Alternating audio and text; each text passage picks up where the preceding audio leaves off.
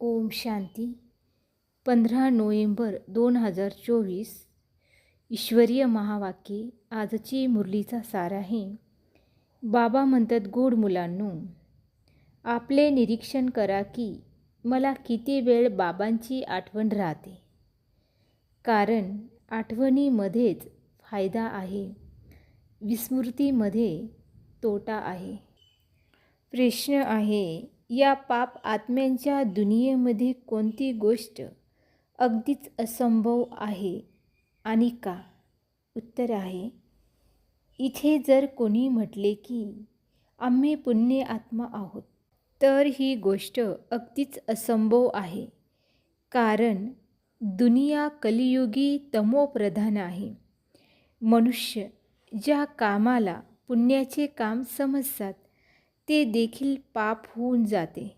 कारण प्रत्येक कर्म विकारांच्या अधीन होऊन करतात. धारणेसाठी मुख्य सार आहे. पहिली पॉईंट आहे, आपल्या बेहदच्या डायरीमध्ये चार्ट नोट करायचा आहे की मी आठवणीमध्ये राहून किती फायदा वाढवला. तोटा तर झाला नाही ना? आठवणीच्या वेळी बुद्धी कुठे कुठे गेली. दुसरी पॉईंट आहे, या जन्मामध्ये बालपणापासून माझ्याकडून कोणती उलटी कर्म अथवा पापे झाली आहेत ते नोट करायचे आहे. ज्या गोष्टींमुळे मन खात राहते त्या गोष्टी बाबांना सांगून हलके व्हायचे आहे.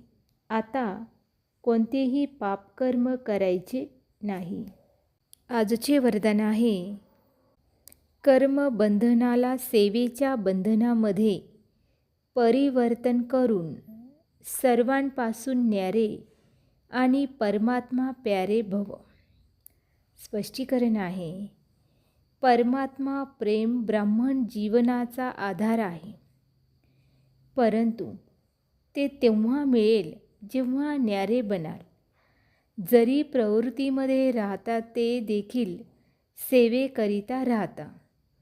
कधीही असे समजू नका की हिशोब आहे, कर्मबंधन आहे, परंतु सेवा आहे. सेवेच्या बंधनामध्ये बांधल्यामुळे कर्मबंधन संपून जाते. सेवाभाव नसेल तर कर्मबंधन खेचत राहते. जिथे कर्मबंधन आहे तिथे दुःखाची लाट आहे आणि सेवेच्या बंधनामध्ये आनंद आहे. त्यामुळे कर्मबंधनाला सेवेच्या बंधनामध्ये परिवर्तन करून न्यारे प्यारे अर्थात अलिप्त आणि प्रेमळ बनून रहा तर परमात्म प्रिय बनाल. स्लोगन आहे, श्रेष्ठ आत्मा ती आहे जी स्वस्थितीद्वारे प्रत्येक परिस्थितीला पार करेल. अच्छा. गोड गोड खूप खूप वर्षानंतर भेटलेल्या मुलांप्रती मात पिता बापदादांची प्रेमपूर्वक आठवण आणि सुप्रभात. आत्मिक पित्याचा आत्मिक मुलांना नमस्ते. अम्मा आत्मिक मुलांचाही आत्मिक पित्याला नमस्ते. ओम शांती.